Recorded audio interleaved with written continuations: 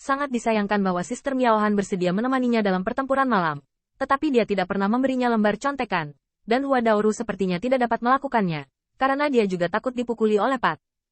Setelah ragu-ragu untuk waktu yang lama, Qin Yichen akhirnya menemukan jawabannya. Dia berkata, yang rendah hati, demi kerendahan hati dan rasa hormat, dan rendah hati kepada orang lain akan. Bentak. Sebelum dia menyelesaikan kata-katanya, penguasa Binghan menghantam cahaya ilahi.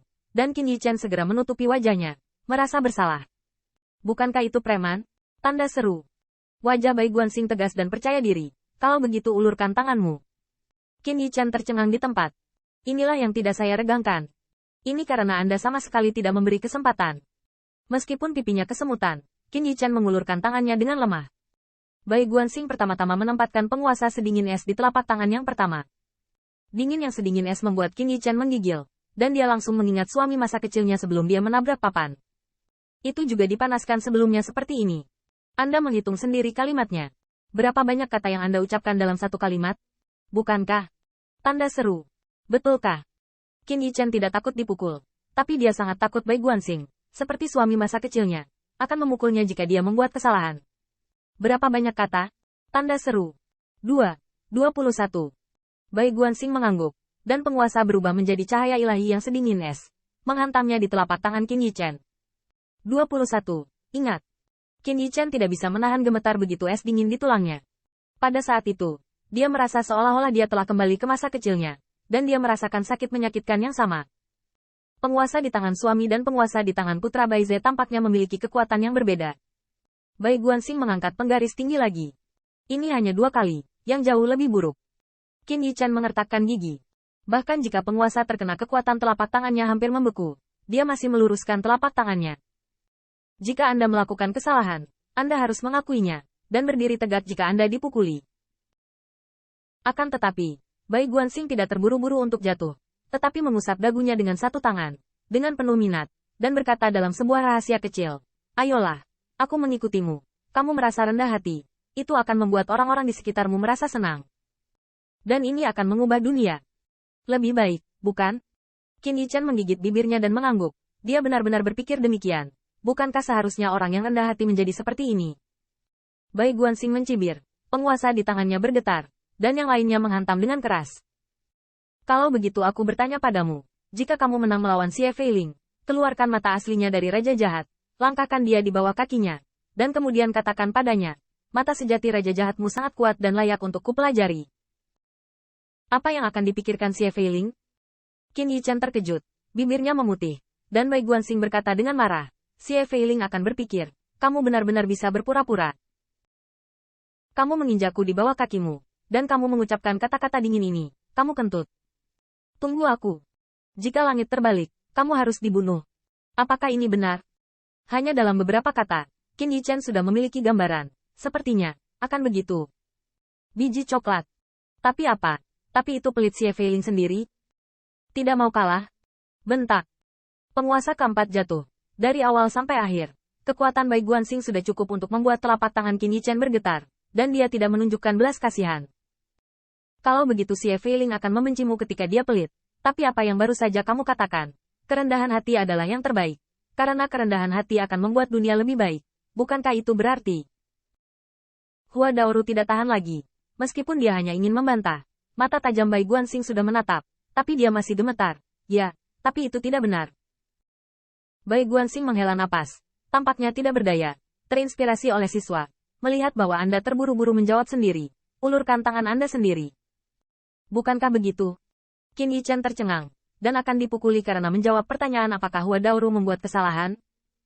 Apakah hal yang baik memiliki usus ayam perut kecil?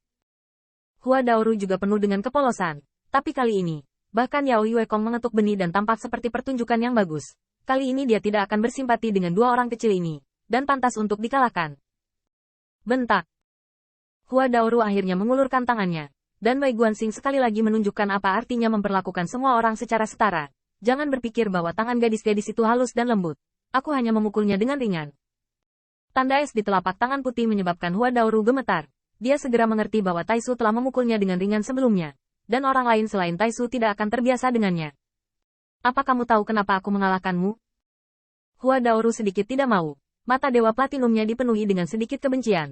Tetapi ketika dia memikirkan kebijaksanaan suaminya, dia menarik napas dalam-dalam, dengan ekspresi saleh, dan menundukkan kepalanya dan berkata, murid bodoh, tolong beri aku pencerahan dari suamiku.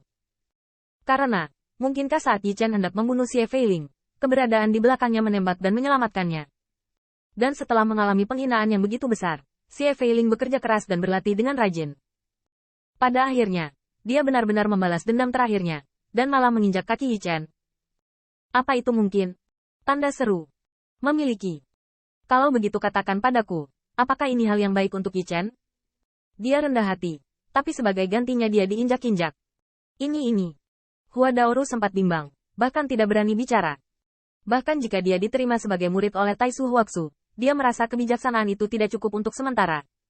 Apa yang ingin diajarkan sang suami? Apakah itu memberitahu mereka bahwa ada reinkarnasi di jalan surga? Setelah diinjak, Yi Chen akan bekerja keras, merenungkan di mana dia kalah, lalu berlatih dengan rajin, lalu mundur. Tuan masih ingin mengatakan bahwa semua ini berasal dari kerendahan hati Yi Chen, dan pada akhirnya dia berusaha untuk menjadi kuat pada dirinya sendiri, tetapi dia menginjak kakinya dan menyimpan dendam. Bai Guanxing memandang Hua Daoru dan tidak berani menjawab, tetapi dia tidak berani menghadapinya. Tetapi mata langit yang disebut mantan tampaknya mampu menembus segalanya tanpa melihat mata orang lain. Tadi aku bilang Xie Feiling akan marah. Kamu bilang dia perut ayam perut kecil. Kamu mengira Yi Chen rendah hati di permukaan. Nyatanya, itu mengejek, yaitu Yin dan yang aneh. Lalu aku katakan sekarang, aku sama dengan Xie Feiling. Aku juga merasa Yi Chen sama sekali tidak mengerti kesopanan, hanya mengejek orang lain. Suara Bai Guanxing tiba-tiba menjadi lebih tinggi. Penguasa menunjuk ke hatinya, dan dia mencibir. Jadi saya juga pelit, dan perut saya juga kecil. Apakah saya juga salah? Hua Dao panik. Dia tidak bermaksud seperti ini. Tidak, ini bukan. Kenapa tidak? Mengapa Xie Feiling merasa bahwa Yi Chen sedang mengejek, yaitu dia pelit? Menurutku Yi Chen sedang mengejek. Itu bukan usus ayam perut kecil. Mata Dewa Bai Guanxing bersinar, dan dia mengarahkan pandangannya ke Qin Yi Chen bersama dengan penguasa. Apakah kamu tidak puas? Kamu pikir kamu benar-benar rendah hati, bukankah kamu sedang mengejek? Mata Dewa Qin Yi Chen berkedip, dan jika dia tercerahkan, dia bahkan lebih mengantuk. Murid itu bodoh. Beraninya Tuan Zai mengatakan apakah dia tulus dan rendah hati. Lalu bagaimana Anda membuktikannya?